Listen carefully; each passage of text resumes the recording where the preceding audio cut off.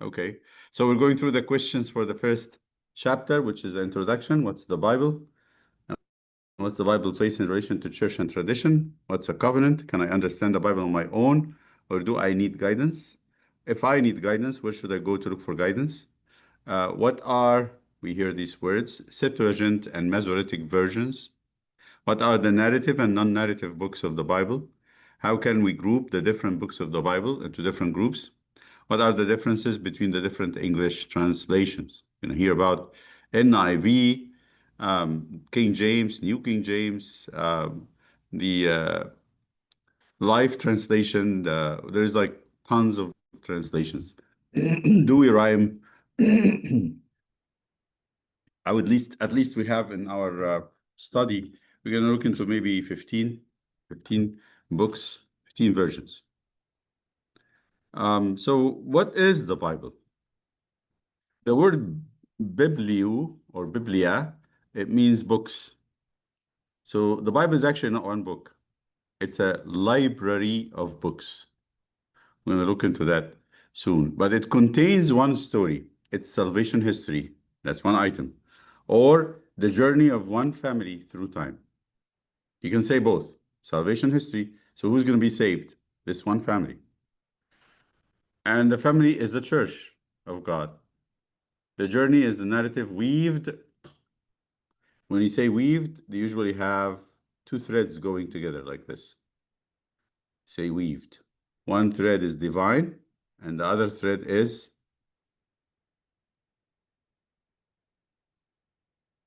plans. So when they say weaved, you have a mesh made of two things. One of them is divine. What's the other one? Human.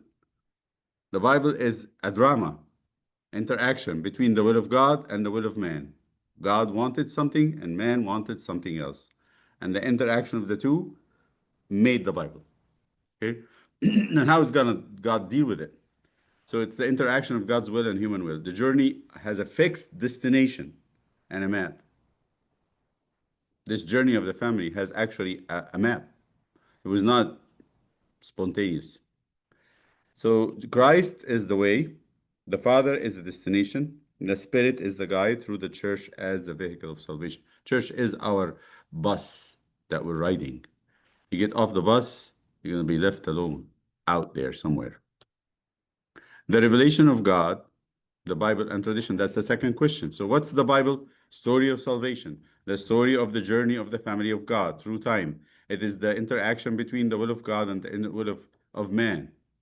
And what's revelation in relationship to the church? What's the Bible place in tradition to church and tradition? And we looked into this. Remember from last time we said this, and I'm going to repeat it again.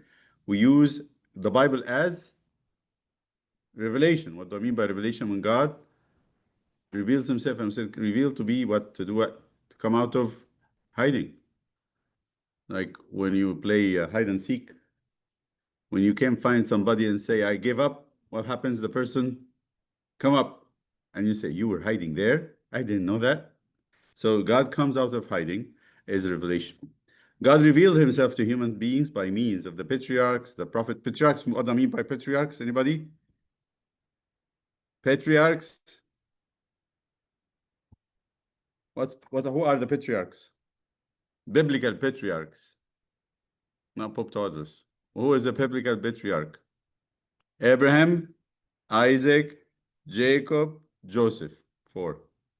When I say patriarch, you remember Abraham, Isaac, Jacob, Joseph. These definitions are important because you might read something and you understand something out of it. But then actually the intention of the writer was not the same. So that's what meant by the patriarchs. When you read patriarchs, the 4, Abraham, Isaac, Jacob, Joseph. And the prophets. So God spoke to the patriarchs, to Abraham, Isaac, Jacob, and Joseph directly, and then he spoke to the prophet directly.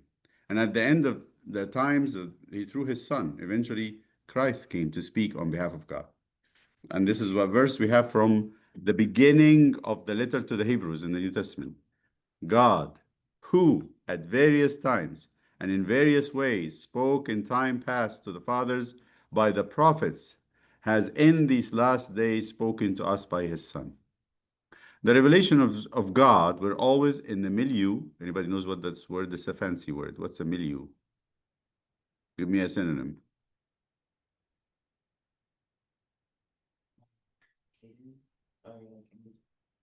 No.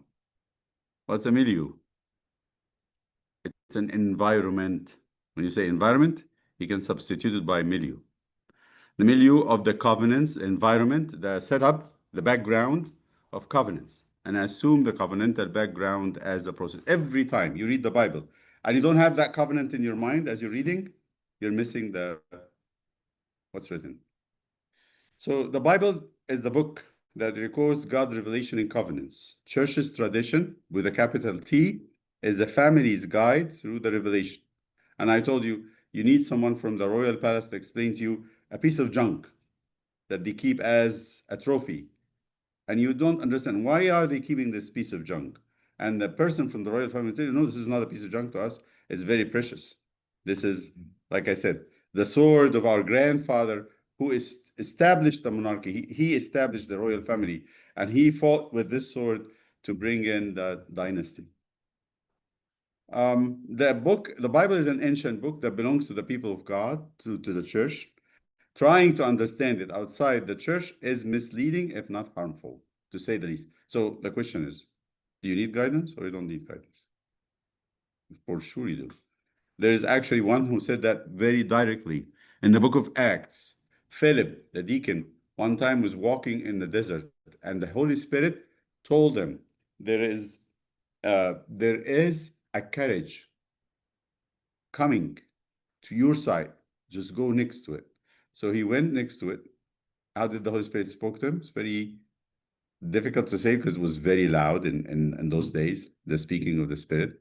So he went and walked with the carriage, and then he heard this Ethiopian man, black man, reading the book of Isaiah.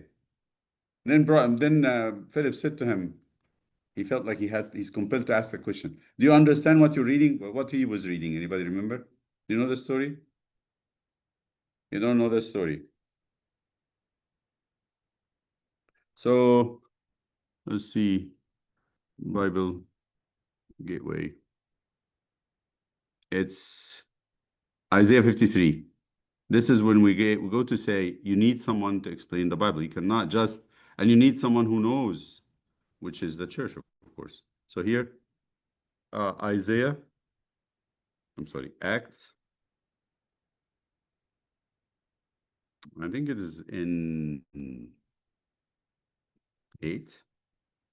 Let's see. I can tell you for sure here from here. Acts 8, yes, 31.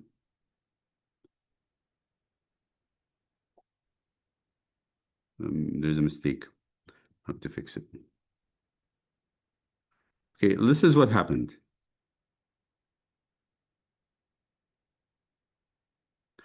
Now, an angel of the Lord spoke to Philip, saying, arise and go toward the south along the road which goes down from Jerusalem to Gaza. This is desert.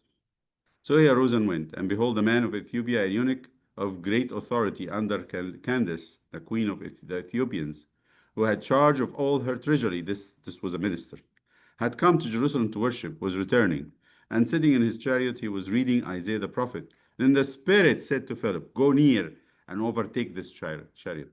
Go walk next to it. So Philip ran, and heard him reading the prophet Isaiah, said, do you understand what you're reading? And look at what the man says. What does the Ethiopian say in return? Can you read it?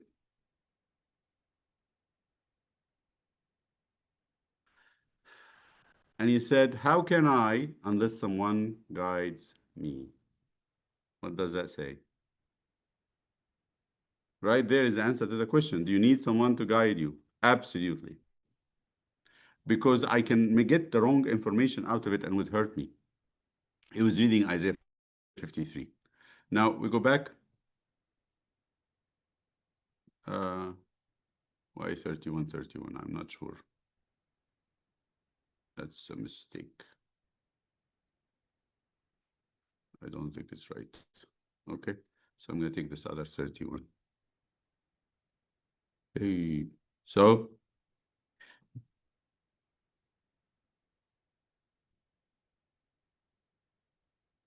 Unless someone guide me. We can read the narrative and the non-narrative. Anybody knows what narrative is? Word narrative. What do you say by narration? Narrative, yes. Telling a story, thank you. To tell a story. You pick up a children book and you get your little brother or your little sister and set them there and narrate to them, actually retell the story that you read. That's called narration.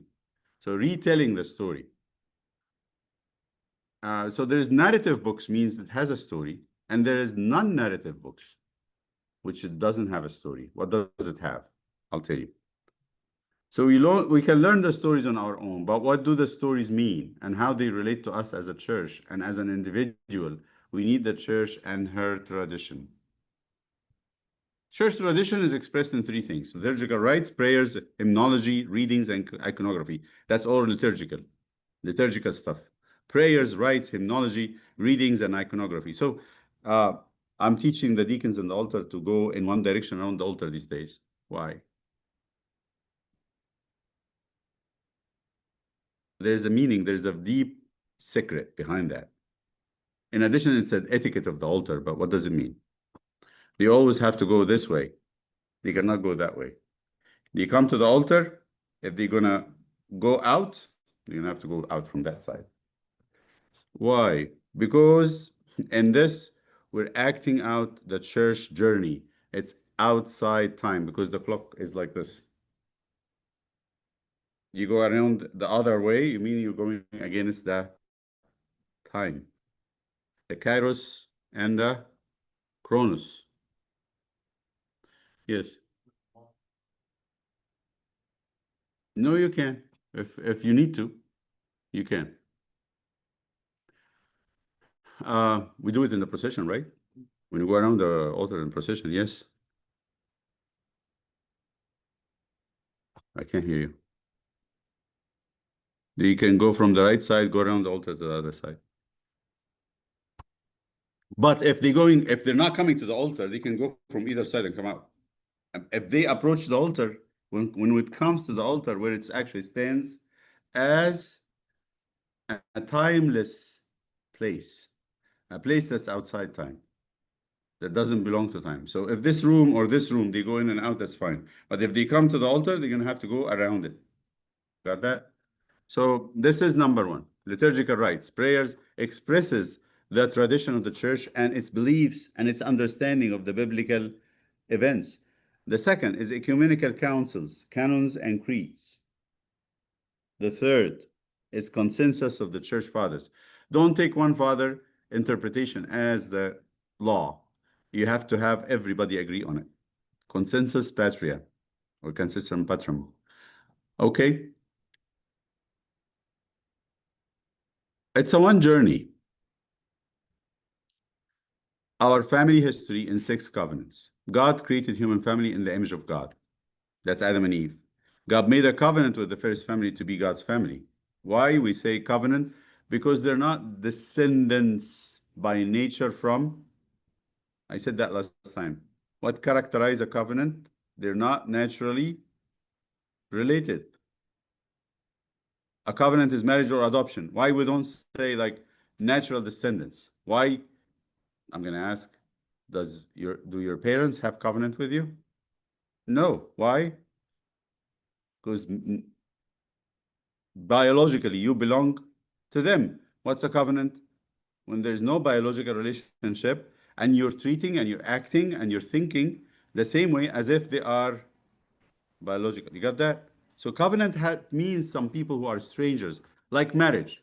And I said that nobody marries their sisters or even their cousins. But when you marry someone who's a stranger, who's not related to you biologically, and you treat them like family members, what's that? That's a covenant. So it's family bonds where it shouldn't be, right? God fathered his family through the five more covenants. The church has been in the mind of God since the beginning of creation. And there is a verse that says that just as he chose us, God the Father chose us in Christ, in him, before the foundation of the world, that we should be holy and without blame before him in love, having predestined us to adoption as sons. Adoption, that's the word. by Jesus Christ, who is the true Son, the biological Son, if you can say that, to himself, according to the good pleasure of his will. Okay? This is from Ephesians 1:4. Okay? So what's a covenant? We talked about this before. A covenant is the bond by which God made a church. As the family is the image of the Holy Trinity, the covenant is the bond that reflects and extends the divine unity, which is very important. These words are chosen. They're not really just said. So when we say reflects and extends, what do we mean? That the covenant is a reflection and an extension of which is, what do I mean by that? Let me read it again. The covenant is the bond that reflects and extends, I guess. Reflects and extends. And that's why word is giving me a warning here. Yes. Extends the divine unity. What do I mean? You just finished Trinity. Excuse me. Trinity 101, you just finished it.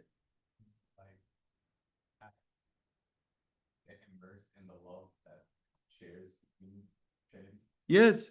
So whatever relationship between the Father and the Son and the Spirit, it's reflected in God's love and relationship to us, and it's extended to us.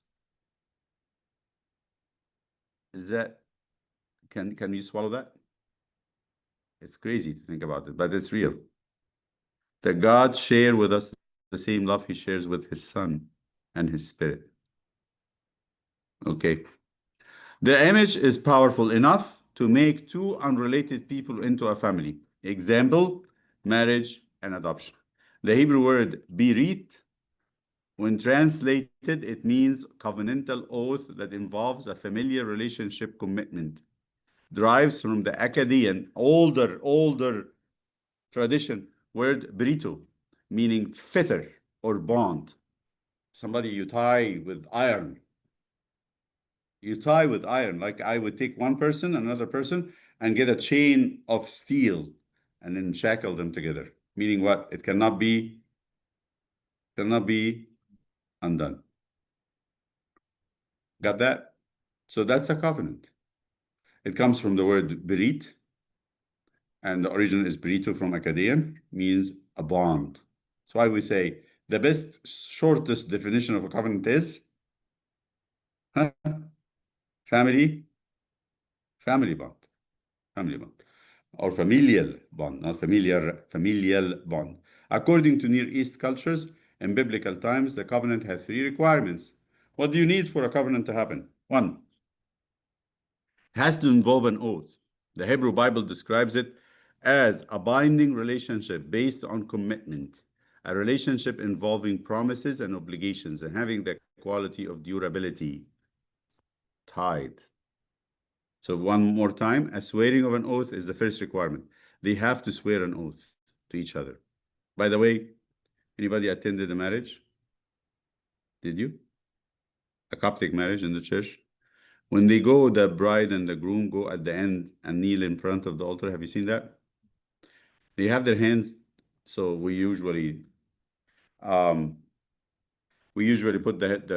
so we get the Bible. This is the Bible. And we have the right hand of the groom on the Bible. And we get the right hand of the bride and put it on his right hand. And we cover it with a corporal piece of cloth with a cross on it. What is that? When do you get to see people putting their hands on the Bible? Where?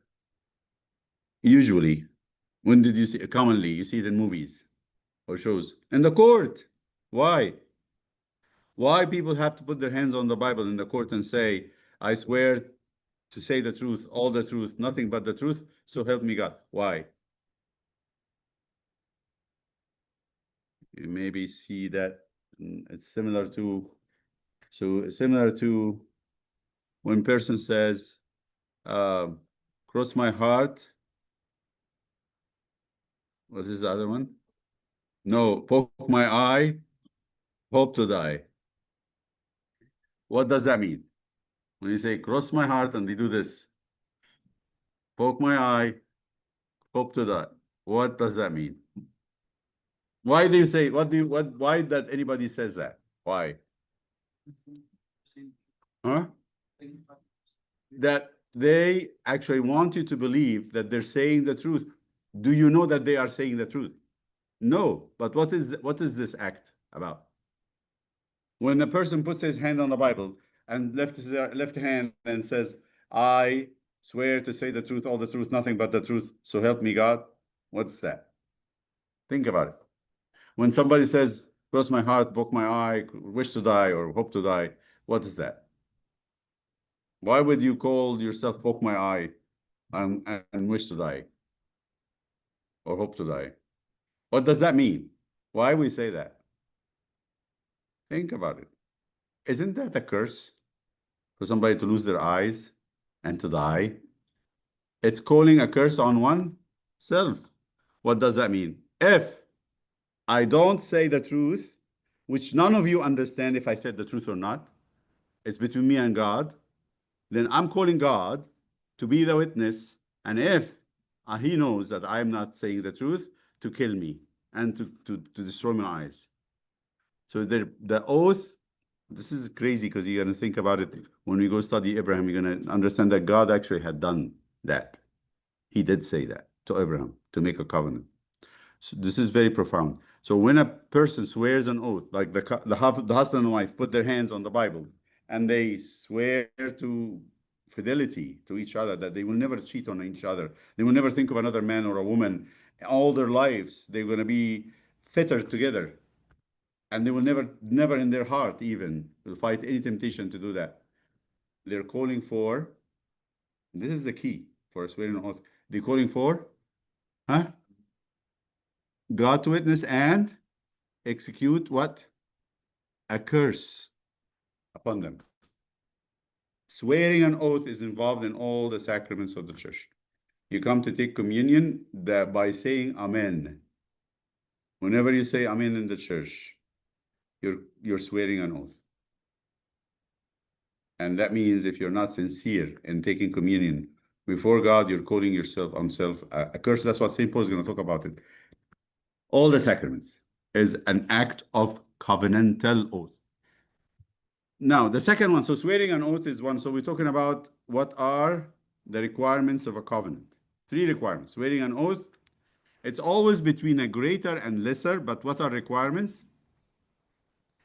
The requirements is the greater would promise care. I'll take care of you. What would the lesser say?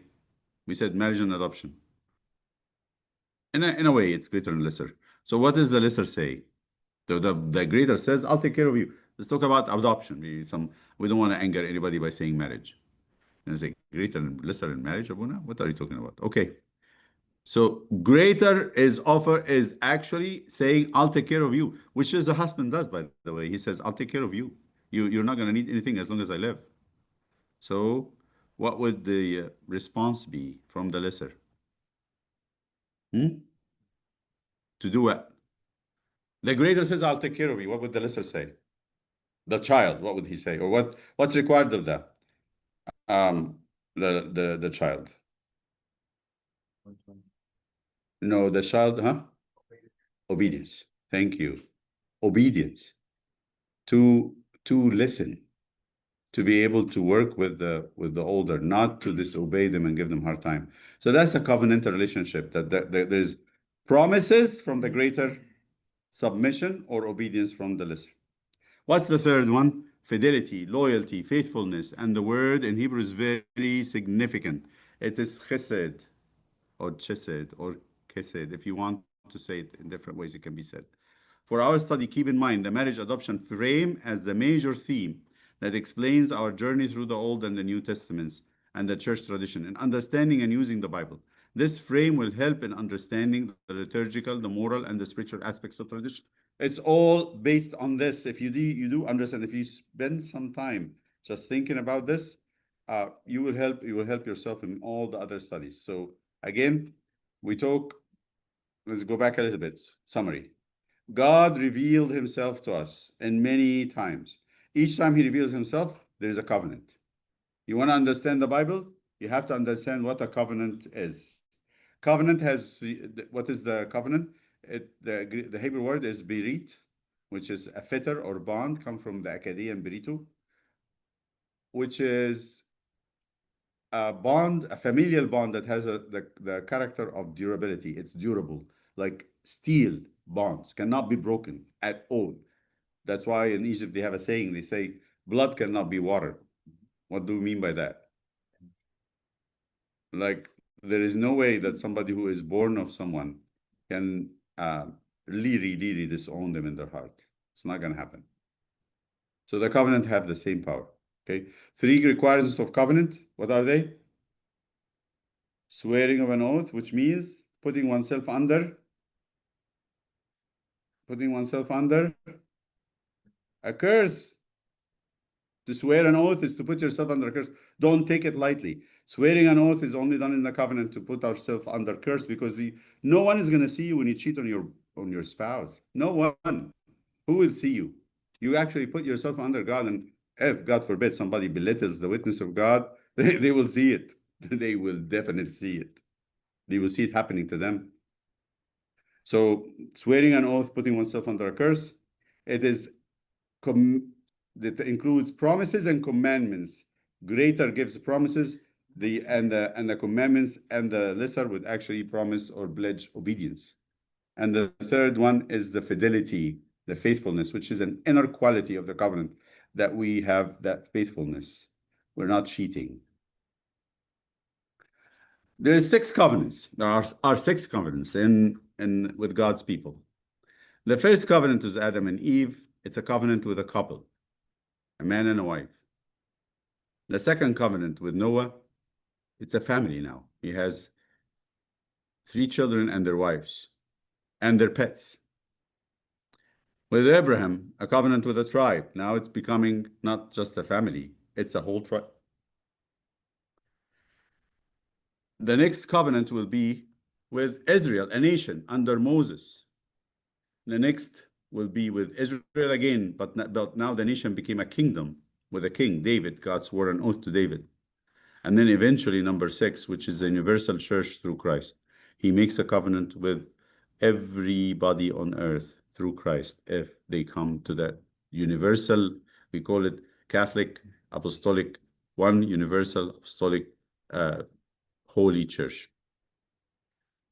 So the 6th covenant, don't forget, this is important. So what you can call them by the names of the mediators.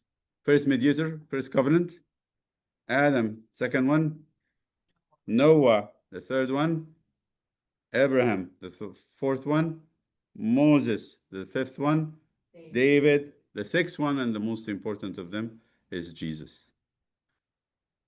Why we say those 6 covenants? Because that's how they're written in the Bible. They're written with the word covenant in it.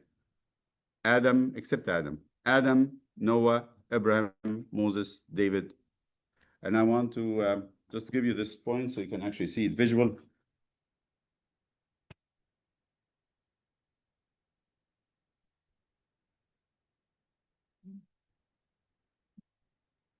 Last time we started with questions and I got excited, but the problem is we didn't move much. We're not going to be finished doing that. So we're going to keep the questions at the end. So you have Adam.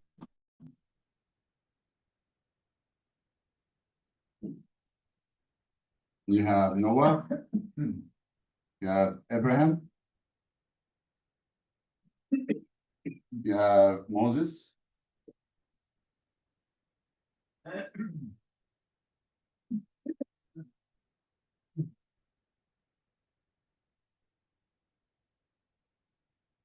You have David. And you have Jesus. These are prehistoric. So this is 2000 BC. This is 1500 BC. This is 1000 BC. And then Jesus, 0. Approximately. So we don't have time for those. We don't know. This is prehistory. Abraham, Moses, David, approximately, they're not exact years. There's a 500 here if you want to put it here just to add it, but that's not the covenants, which is the exile. 500 BC. This is the first covenant, second covenant, third covenant, fourth covenant, fifth covenant, sixth covenant. With this one, it's a couple, man and a woman. But this one is a family. This one is a tribe. This one is a nation. This one is a kingdom. This one is universal church.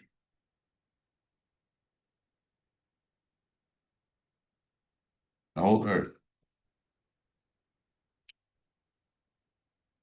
Okay. And then each one of the mediators will be there. That's the mediators of the covenant. Okay. So how are the covenants made? How did God make those covenants? Not only in words, but words and actions. So when you say, and this is extremely important, why do we need to have a liturgy with like rituals and we go around and we do offer incense and we sing? Why can't we just singing and praying and we stay in our place like any other American church? What's the big deal about all these? We have to bring bread and someone has to wake up. We go do liturgy at 6 to 8 in St. Paul and Cary. And the person who has to make the Orban has to wake up at like 3 a.m. in the morning. Why can't just we go to church and pray? And that's it, get done with it. Because the covenants were not made in words. Think about it. Can you just have a marriage? Maybe you can. A marriage, traditional marriage, without reception and food and inviting people? Can you think of that? What would that be like? I'm asking. Would you agree that your marriage, your own marriage, would just be words in some place? You don't have to go to church or anything. Just invite Abuna somewhere in Starbucks somewhere, and you sit on one side of the table. He sits on the other side of the table. Or she sits on the other side of the table. Abuna sits on the third side of the table, and get it done and go home by. Why? Because covenants are not made only by words. It has to involve actions. So the first thing that words and actions are involved in the making of the covenant. Yes. Okay. That's no problem. The covenant's also progressive. They build on each other. You cannot have a covenant with Noah without a covenant with Adam. You cannot have a covenant with Abraham without a covenant with Noah. So they build on each other. It keeps progressing from a couple to a family to tribe to nation to kingdom to universal church. From creation all the way to salvation, and goes through the story, the narrative. They reach their goal and final stage in the church of the New Testament. Biblical, that's why there's no more covenants coming. And that's why, sorry to the Muslims who said Muhammad had made a new addition to the revelation of God. And we say, nonsense. The end of all the revelations was the covenant through Christ. Say it again? Yeah. Biblical genealogy. So when you see, okay, listen, because this is what makes people. Let me tell you this. Most of us who wants and sincerely wants from their heart to read the Bible, let's say you make a plan to read in 1 year. You start very nicely in Genesis and you get excited. You move to Exodus, you get more excited. You come to Exodus 24, and then you move to 25, you start losing it. You start losing it because you were in a story. All of a sudden, you got out of the story without warning, and you're now in description of how to build the tabernacle. It would take you from Exodus 25 to Exodus 40, which is 15 chapters, and another 10 from the book of Numbers, which makes it 25 chapters. You're going to have to stick to reading about how to make a mixture for incense and how to make a mixture for the oil, how to build them, the descriptions of the excruciating, the painful details of description about the tabernacle. We call it the tabernacle narrative. We call that non-narrative books. So, and there is in here and there in the Bible, which you can skip very quickly, is the genealogies. You know what genealogies are? آدم شيس أنوش خنان مال إليار دخنوك متشالح لامك نوح ساب أرفكشاد شالح عابر فارق راو صاروك رحور تارح إبراهيم. These are the genealogies. They are list of names from grandfather to son to grandson to great grandson to great great, and they go on and on. What are the meaning of those genealogies? One of the biggest jobs of the genealogies is to link those covenants together. You actually have all the names from Adam all the way to Jesus. One of the best genealogies that summarize it, Luke 3. Which makes, now, do you understand why I say it's one story? And it's one family? Because you can link actually Adam all the way to Jesus. If you are Christians and you belong to Jesus, you actually belong to that family. You understand it? It's one story. What makes those covenants actually very significant and they are continuous story is the genealogies. Don't belittle the genealogies. To tell you the truth, I had a premonition. You know, anybody know what a premonition is? What's a premonition? A feeling that this list of genealogies are extremely essential. That in middle school, I started memorizing them. I still memorize them till today. And they helped me tremendously in learning the stories of the Bible. I did a little bit of work, of course, of memorizing, but they helped me a lot because I could figure out where in the branches of the family the stories are happening. We talk about Samson, talking about Samuel, talking about where are we? Talking about Sidon or Lebanon or Persia. I know exactly where they belong in this big scheme. I know exactly where they fit in this covenantal relationship. So this is something that I wanted to put just a little note in your mind. Drop it there and leave it. It's going to help you later that the biblical genealogies are not a waste of space. They are so significant in learning the biblical narrative, especially the story. So 4 points about the covenants. Covenants are made in words and actions. Their progressive development, they build on one another. They reach their goal and final stage in the church. The biblical genealogies are a recording of the covenantal fidelity of God. God is faithful from generation to, remember what we say? As it was, it shall be from generation to generation unto the ages of all ages. Amen. God is being there. He promised, he made promises. He's a father who keeps his promises. He never give up on us. We give up on ourselves, but he never gives up on us. So let us prepare for the journey. God created man in God's image and began tutoring him for God's likeness. This was the plan for humans as the children of God. There is a difference between God's image, and God's likeness. We talked about this in the Sermon on the Mount. Sermon on the Mount. All the commandments is geared to make us like God. We are in his image. We are in the image of God. We have the intelligence and the free will. We can actually make decisions against instinct. We can. Like somebody who loves his family, instinct says, run and save yourself. But he would take the bullet for his children and his wife. What's that? It's against survival instinct. That's not natural. But a person, a human being, has the freedom to do that, which makes him a very different creature than any other animal on earth.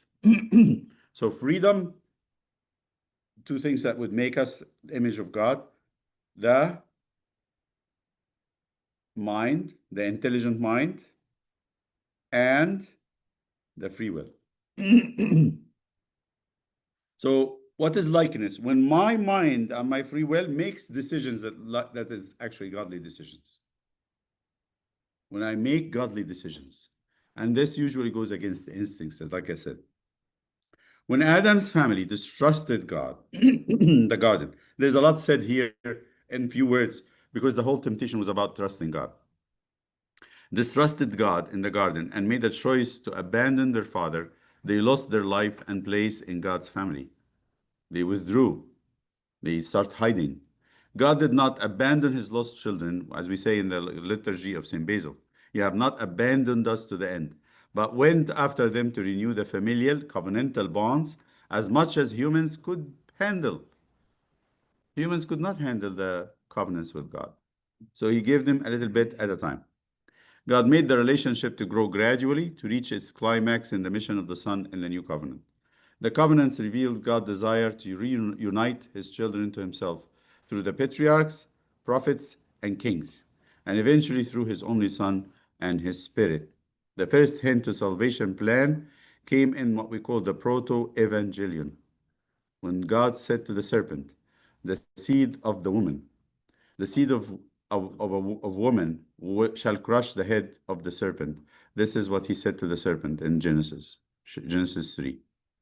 Okay, so this is what we need to know about the covenant, 2 pieces.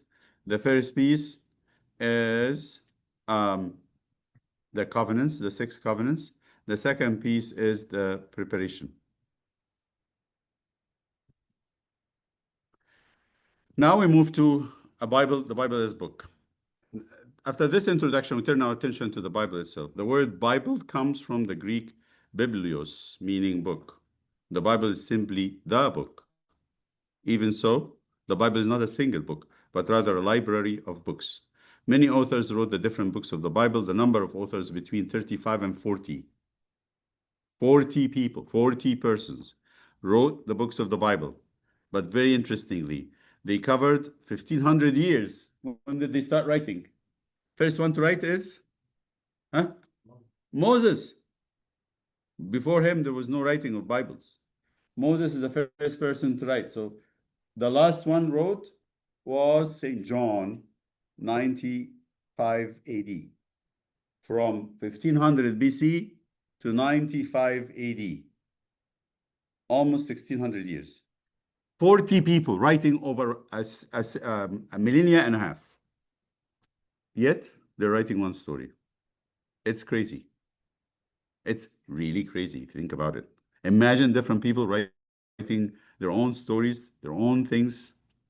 But when you look at them at the end, they are as if they're like in a saga made together by someone else who had told them, you know, you go write this piece, you go write this piece, you go write this piece. Who is that? Who is the one author that actually made all these people work together to make up one product? It has to be God. It has to be the Holy Spirit.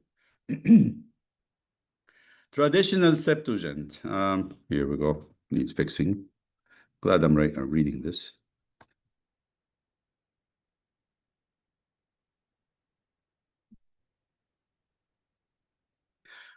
Traditional Septuagint and the Vulgate division. No.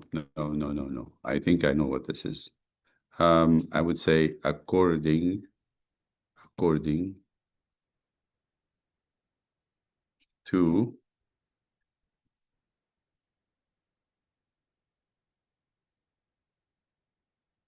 to the traditional Septuagint Vulgate division. So according to the Septuagint, which is our book in the church, the Greek. Septuagint is Greek. Just explain it here so you get used to the word. Get used to those words, please.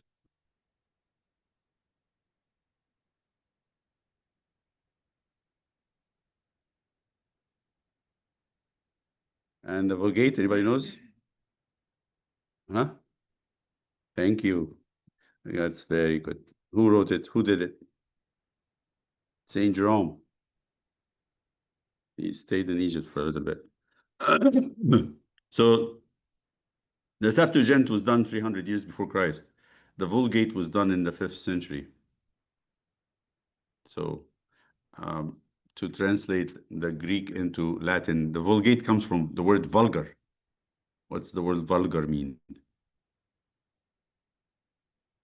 I'll say uneducated, huh? It mainly uneducated, untamed, untidied, like someone who has not been educated in etiquette or What would be the translate the definition in Google? Yeah, unrefined. That's the word. Unrefined, lacking sophistication. There's no etiquette. So what does that mean?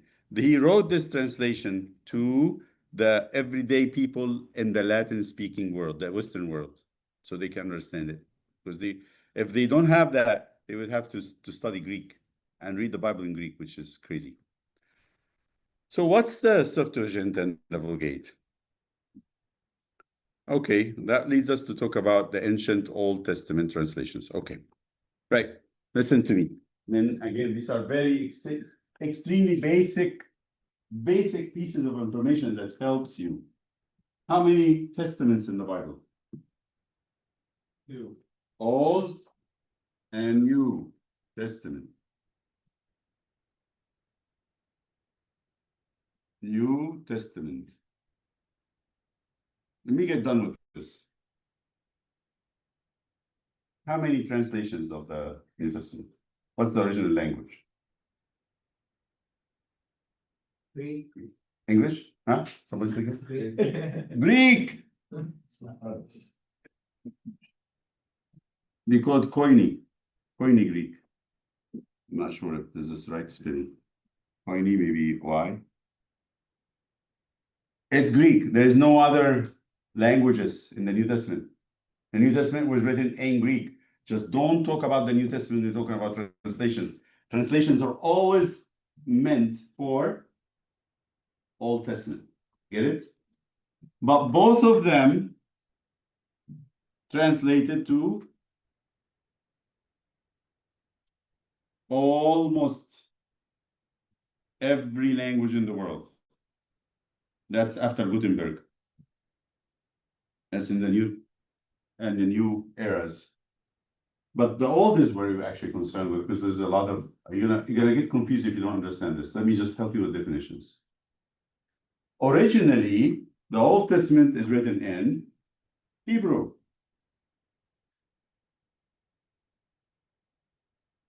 Right? Because the prophets, including Moses, were Hebrew. Okay? Except few passages here and there, maybe we might say, except a little bit of Daniel and Tobit. That would be Aramaic. This is an exception, and I'm not really going to talk about it much. But then, what happened? The people of God, and you're going to see this, I'm going to show it to you, at one point were exiled to Assyria, which is today North Iraq, a little bit of the places where around Iraq, and they learned their Aramaic. Okay. What is it like? Your parents were born in Egypt, grew up in Egypt, learning how to read Arabic. They speak Arabic, that's their language. They come here and they give birth to you, and now you don't know how to read Arabic. And they themselves have to speak English in everyday life. So the language changed from Arabic to English. They come to the liturgy, and now I have a problem. Everyone has a problem. That I have to say the liturgy in 2 languages. We have to read the readings in 2 languages. So we have a Mangalia on one side that actually read English, and the other one is read in Arabic. So those who went to the exile to Babylon and came back learning Aramaic, now they don't speak Hebrew anymore. What's Aramaic? Aramaic is ancient Syriac. That's a language for the Syrians. It is part of what we call Semitic. Family of languages. Anyone knows what a family of languages? Give me an example. What's a family of language? That language that shares certain characters together. They're actually having the same, maybe even the same alphabet, the same symbols of writing. Give me an example. Coptic and Greek. Coptic and Greek. Now I want something other. No, it's Spanish, English, Spanish, Portuguese, Italian, what they called? What? What do you call that? What's this family name? Latin. It's a Latin family of language because they all use Latin letters. That's the origin, that's the mother name. But they are different branches of the same family. Another example, Chinese, Japanese, Korean, Indian, Asian. There is a group of languages that are actually coming together. You can actually trace them all to one origin. Same thing for Arabic, Hebrew, Aramaic, and Farsi. What are they called? I know that because I know genealogy. This all belongs to Shem, the firstborn of Noah. So his language got distributed to all his children, and each of the children got an accent or got a way to write it differently. So he got a family called the Semitic family. Now it's they teach it like that in the language school. So they had Hebrew, but the international language was Aramaic. What's the international language today that you can actually find everywhere you can speak with? English. That's the international language. You go to anywhere, you're expected to understand and speak language that everybody understands, which is English. So they left Israel with the Hebrew. 70 years later, they came back with Aramaic. And here you have, this is the original language. You have what we call Targum. Anybody know what that is in Arabic? That's almost because it's a Semitic language. So Targum is a word used in Israel to talk about what? What's Targum? Targama. Translation. So what do you call that? So if your grandpa comes to attend the liturgy, he would say, oh, they're just praying in the Targama. What do you mean by Targama, Giddu? Says because they are saying it in English. He's not used to it. So they called the Aramaic. That's why when Ezra had set up a place for people to listen to the Torah, to the Word of God, he set two podiums. One would be read in Hebrew, and the other would be read in Aramaic. You get the idea? So that's the second translation. Then, after that, when the Greek Empire of Alexander the Great took over the world, he made a hub for the Jews in Alexandria. There are many Jews everywhere around the world, and the international language, no more Aramaic, it was at the time Greek. Everybody speaks Greek until time of Christ, the international language. So the Greek needed their own translation. The Greek Jews needed their own translation, and the translation was called Septuagint. What does it mean? The 70. Septuagint means the 70. Why? There is a tradition, a story that actually this translation into Greek was made by 70 scholars, 70 rabbis. And what did they do? They got the whole Bible, everybody translated the whole Bible. And whenever 50 of them agreed on a translation, it would be considered correct. Got that? You have to have 50 out of 70 agreeing on the same translation so that they can then take it in. So when the church in Alexandria, Coptic Church, started by this book. We didn't have the Hebrew. I would say something, nobody had the Hebrew. Nobody. Remember why? Because in the time of Christ, what their language was? Aramaic. Imagine now, let me just say this. This is my metaphor, your simile. Imagine if your grandpa has a Coptic Bible. Would you read it? Would you get excited to read it? Why? I can't understand it. So even if they have the Hebrew Bible, they wouldn't read it because nobody understands Hebrew. It's only a language sung in the church, in the temple. The priests use it for liturgical use, but no one, everybody's using Aramaic. Remember when anybody saw the Passion of the Christ? Mel Gibson insisted, yes. Did he insisted to use? Here. No. Here. Aramaic. Same. Aramaic. It's not the same. Hebrew is the original. It's like Coptic. He's not with me. I'm telling you. He's somewhere else. No, same. You recorded it? Let's it again.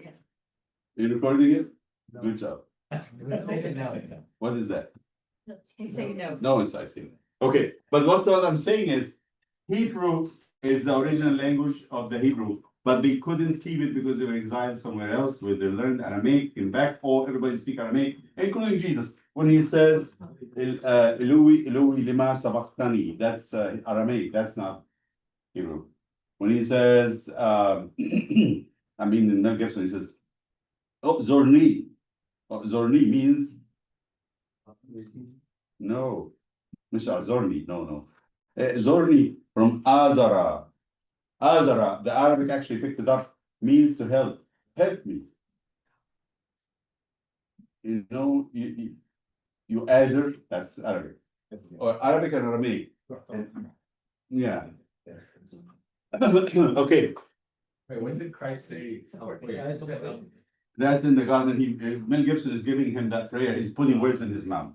And he said, say something else. There was very, very interesting words in that very close to Ana, Ihu ana means I am he. When the soldiers came to ask him, who do you want? He said, you want Jesus of Nazareth? He said, Ihu ana means I am he. Anyway, so Greek, Hebrew, Aramaic, Greek, which you call the Septuagint, this was done 300 BC by scholars in Alexandria. Alexandria, this is where it was made, in the capital of Alexander the Great, who loved the Jews. Aramaic was done in the time of the exile. That's 500 BC. And this is not a translation, this is just a Targum, means for the use of the church. What else we have? Vulgate. This later, it became 5th century, I think. We put up, please see which century this was done. Vulgate is Latin for the Western world, 5th century, because nobody learned Greek except the scholars, the people that are very educated. So they needed something in their language. So look back again. New Testament, we have only one language, which is Greek. Old Testament, we have, I'm missing one also. There is also the Samaritan. With the Targum came the Samaritan. Vulgate is late 4th century. This one, Yeah, late 4th. late 4th century. Saint Jerome. Mhm. Between 382 and 404. Okay, late 4th century. Good. Samaritan, I would say done at the same time. It's only Torah. That's it. Written in Samaritan language. So that we have. This is rough. I'm not telling you the details. The details is like scholars have studied these things. So you have Hebrew, you have Aramaic Targum, you have the Septuagint, you have the Vulgate. And these are all early translation of the Old Testament. Okay. Now, let's finish this part. The original language the Old Testament biblical authors used was the ancient Hebrew language. The exception to this were parts of Daniel, Ezra, and Tobit, written in Aramaic, like the ancient Syriac. We said that. The Jewish communities that lived outside Judea in diaspora, we call them, used the Greek translation throughout, thought to be made in Alexandria by 70 scholars, and for that they named it the Septuagint, from the Latin Septuaginta, which is 70 according to some traditions. This translation has been used by the apostles of Christ and Universal Church since the 1st century. By the way, anytime you read a quotation, listen to me, anybody you read a quotation from the Old Testament and the New Testament, it's not from the Hebrew, it is from the Septuagint. I'm going to talk about something else here, but we're not there yet. When the Jews were exiled to Babylon by 605 BC, they had to learn Aramaic, ancient language of Mesopotamia. When they returned from exile after 70 years, their main language was Aramaic. They needed a translation of the Bible that a common Aramaic person would understand in the synagogues. They kept a Hebrew copy as well as an Aramaic copy and called it the Targum, the Aramaic. Should we think of the Hebrew version as more accurate? Not necessarily, since the Hebrew manuscripts used in different synagogues had variations and needed unification, while the Septuagint was more standardized much earlier, 300. The monumental work of compiling and standardizing the Hebrew version was begun around, listen, now, because I think you might need to know why am I getting this under focus. Because the Protestant, again, would say, you guys are using a version of the Bible that's not authentic, not original. We should go back to use the Hebrew. But the Hebrew is not the same. This is crazy if you think about it. Just think about that. How was the Bibles made in the time of Jesus and before? By hand. They made them by actually copying. They call them, who did the copying? Scribes. Scribes means somebody gets an ink and pen and writes the whole Bible. And it takes them a year or 2 years to finish. And it's going to be very expensive. So what happens during the copying? What do you expect? A lot of errors, omissions. Not intended, unintentional, but it happens. So what happens from one synagogue to another, from one church to another? There's variations. And it's passing on. Crazy stuff. So when the 70 people came together, they standardized that. They looked at them very carefully and they made a one copy that everybody will use. So in the 6th century, listen to me, the Jews, the scholars, the rabbis said, we're so angry that the Christians had taken our own Hebrew Bible and made it their Bible. We need to get people back from that so that the Jews do not follow the Christians. So what do? Let us bring the Bible back. How do you do it? He said, we're going to insist on doing it in Hebrew, not Aramaic, not Greek, not Latin. We're going to go back to Hebrew and teach everybody how to read Hebrew. And how are we going to do that? He said, we're going to standardize the Bible. And they created I want to say something, just for truthfulness. If you understand what these people had done, you would admire them a lot. They created a system, they call it the Masoretic system, which can check if your version is correct or not. Each page would have a Masura, which is like a meter, and can tell you how many letters in this page, how many words, how many accents, how many vowels, and it keep a count in the page. You're gonna have to because there's no print shop. You compare this index to the page and you see if your page is correct or not. Do you understand that? You understand what's happening? Like the page, let me see. I'll show you a page. And they went all the way, actually, how you sing it. Let me see if I can get this. Let me just bring this down. I'm going to show you a Masoretic, what's the word? Manuscript.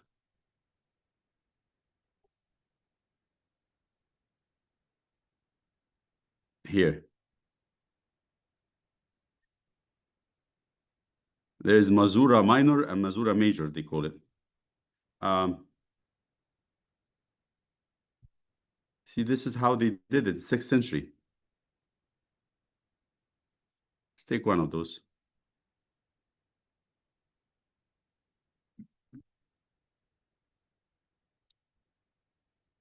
Look at that. First of all, it's from right to left. You see those headings and those footnotes.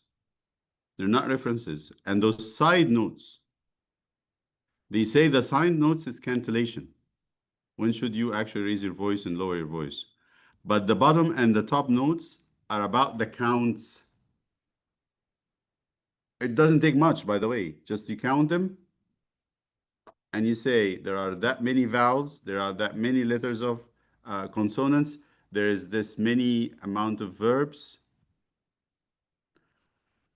And this is how they did it. So that actually, when it's passed from one scribe to another, he checks his work, see if he had done the numbers exactly, or if it's missing or extra, what would he do? Tear the page, start over again. That's what the Masoretics have done.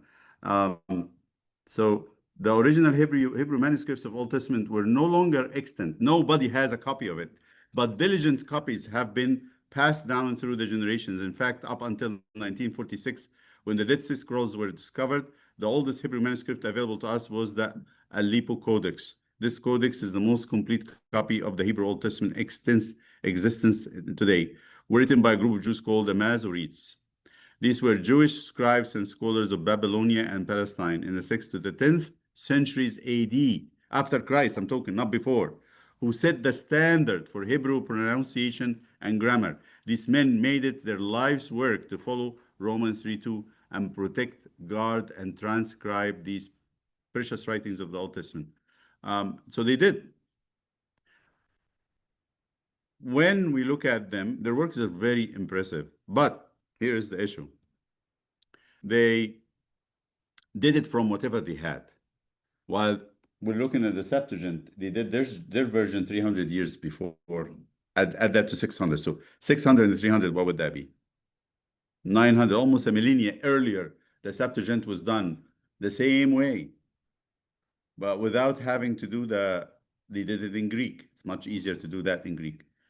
So I think the church inherited that copy because that's what the apostles had used. That's what everybody in the first century were using. The Masoretic came in the 6th century. So the church inherited the Septuagint, not the Hebrew. So if I ask you why we don't use the Hebrew, what would you say? The Hebrew was not around. 1, 2.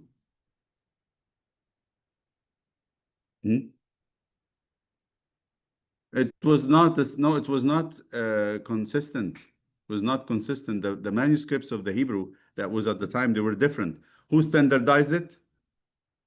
The Septuagint 300 years before, but in 6th century, the Masoretic scribes, the Masoretes.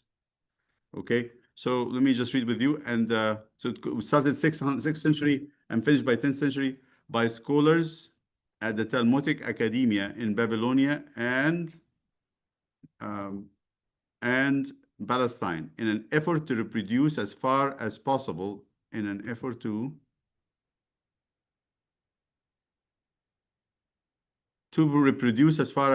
original text of the Hebrew Old Testament. These scholars were named Masoretic as they used a mazura. Mazura is a Hebrew word, means a measuring tape, something to measure things with. The collection of information and comment on the text of the traditional Hebrew Bible by the Masoretes. The Masoretic Hebrew Bible is divided into 3 parts, tripartite, 3 parts, and represented by the 3 letters acronym TNK for the pronunciation Tanakh, that's Hebrew. Torah for the T, instruction or law called the Pentateuch, or Pentateuch in Greek, 5 books of Moses. Navaim, which is prophets, and Ketuvim, which is writings. Again, TNK, Tanakh, Torah, Pentateuch or Torah or Pentateuch, Navaim, Navaim, prophets, and Ketuvim, Kutub. The current Hebrew Bible translated into the King James in the early 17th century. The debate over which version is the closer to the Hebrew Aramaic original is not settled. Nobody have the final word. There was a discovery. Everybody here hears about the Dead Sea Scrolls? We went to the Bible Museum. You should see something about it. The Dead Sea Scrolls is a story. Maybe you can see. Maybe you should do it as a homework. Look up what the Dead Sea Scrolls. It's a huge discovery in the 20th century. Something that blew the mind of all the archaeologists. There was a man in Palestine who was a shepherd, found selling parchments, pieces of parchments, very ancient, to antique shops for small money. And he caught the eyes of the archaeologists. One of them went to visit him, and he was very guarded. He didn't want to give up the secret. He said, one day I was in the desert, my goat ran up the mountain, entered the cave, and it's too high for me to get. I want to scare the goat to come down because I was in a hurry. So I picked a stone and I threw it inside the cave. And I heard, crush, something breaking. Oh, I got excited. I thought there is actually pottery. Maybe they have gold inside of them. So I climbed the mountain. I got into the caves, which was very hard, to find this endless number of pottery. And they're all closed. When I opened them one by one, I didn't find gold. I found this ancient, very old papers. I'm very disappointed. So when it was cold at some days, I'll bring some of them and I will burn them to make fire. But then I was visited by a friend of mine who said, this seems like something that the antique shops will be interested in. Why don't you go and sell it? So I start cutting it in pieces and give it to different antique shops for $2, $5.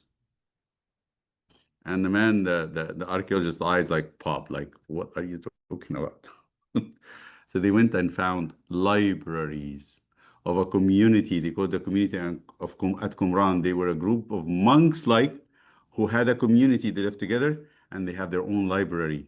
And they wrote in it, they have copies of the Septuagint, of the Hebrew. There was not Masoretic yet. They lived all the way until the time of Christ. And which we know, I think, they are the community that took John the Baptist to them when he was little in the desert. They're very holy people. And they kept books about their life, their traditions, and the Bible. They had versions of the Bible. One of the best things that kept, the book of Isaiah, the most kept one. Now it is in the Museum of Jerusalem in Israel, and they are studied by all people in the world.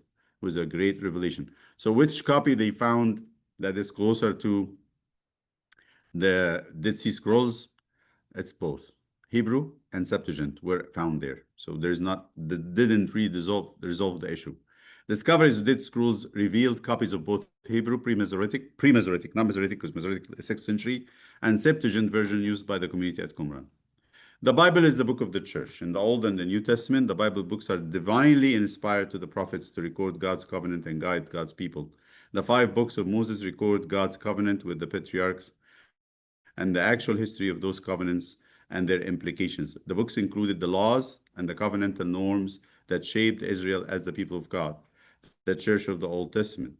The kings and the prophets continued history and added one more covenant, the covenant with the line of David, the building of the temple and the worship songs that was kept for generations to come, that were kept.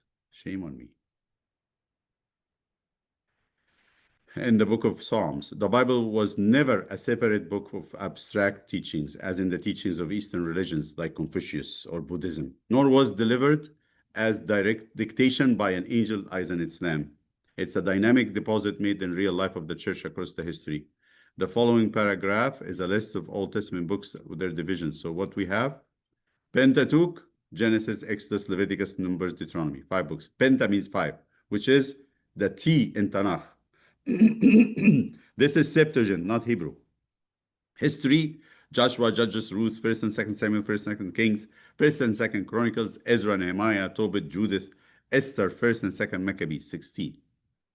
Prophets, Major, Isaiah, Jeremiah, Baruch. No, that's not in the Hebrew. That's in Septuagint. Ezekiel and Daniel, 5 books. Minor, Hosea, Amos, Micah, Joel, Obadiah, Jonah, Nahum, Habakkuk, Zephaniah, Haggai, Zechariah, Malachi, 12 books. Poetry and wisdom, Job, Psalms, Proverbs, Ecclesiastes, Song of Songs, Lamentations, Wisdom of Solomon, Wisdom of Sirach, 8 books. Additions, the prayer of Manasseh, addition to Daniel, addition to Esther, Psalm 151. And here is narrative and non-narrative quickly. Look at this beautiful table. Very beautiful. Man. Okay. Narrative books. Narrative books, okay?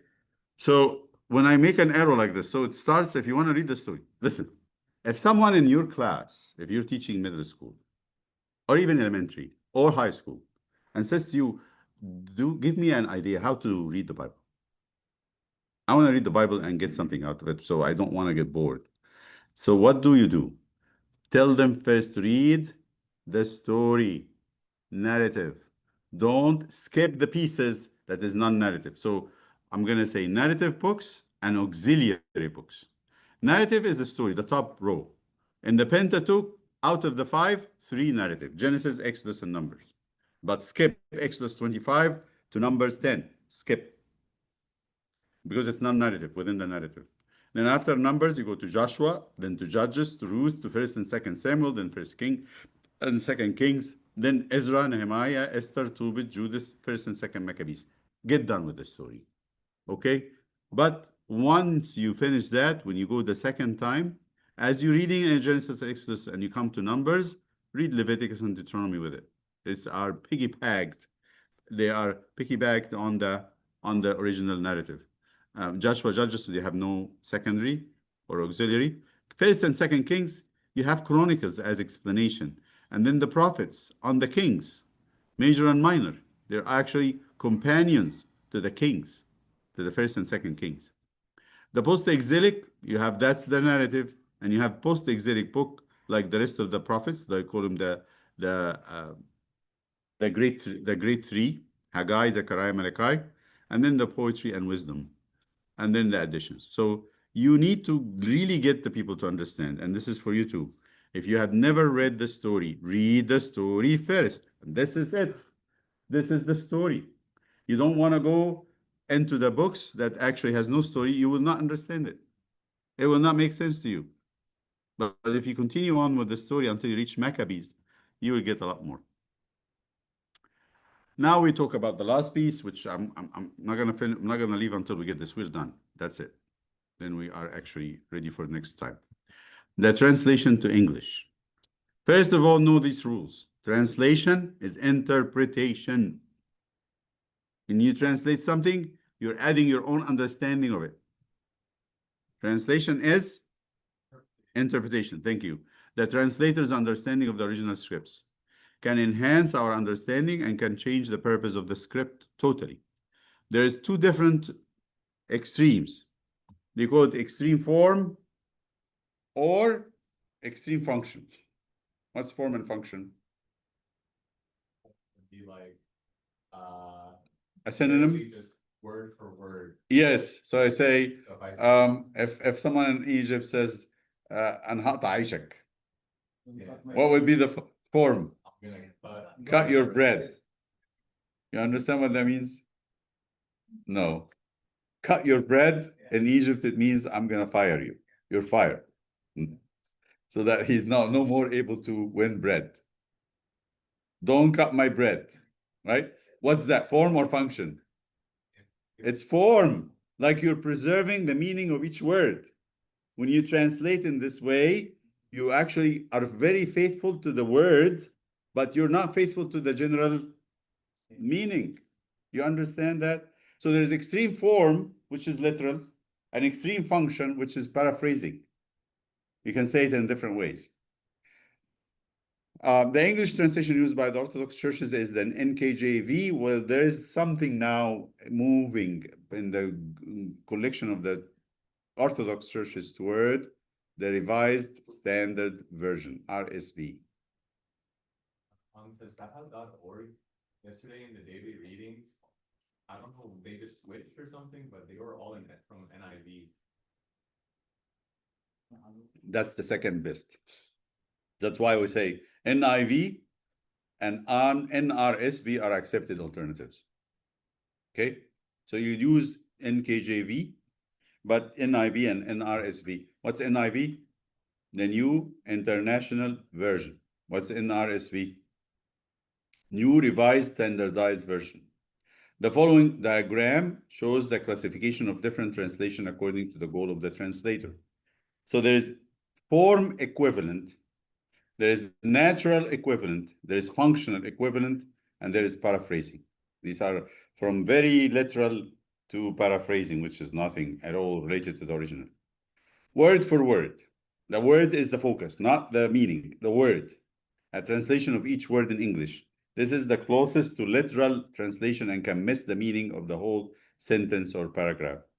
What examples we have here? Word for word, form equivalent, the NASB, and you have them here, you don't have to look for them. NASB, Can you see it? It's New American Standard Bible. That's extreme form. New American Standard Bible means you're gonna see, don't cut my bread over there. ESV, ESV, uh, ESV, English Standard Version. And again, it's here somewhere, English Standard Version, here.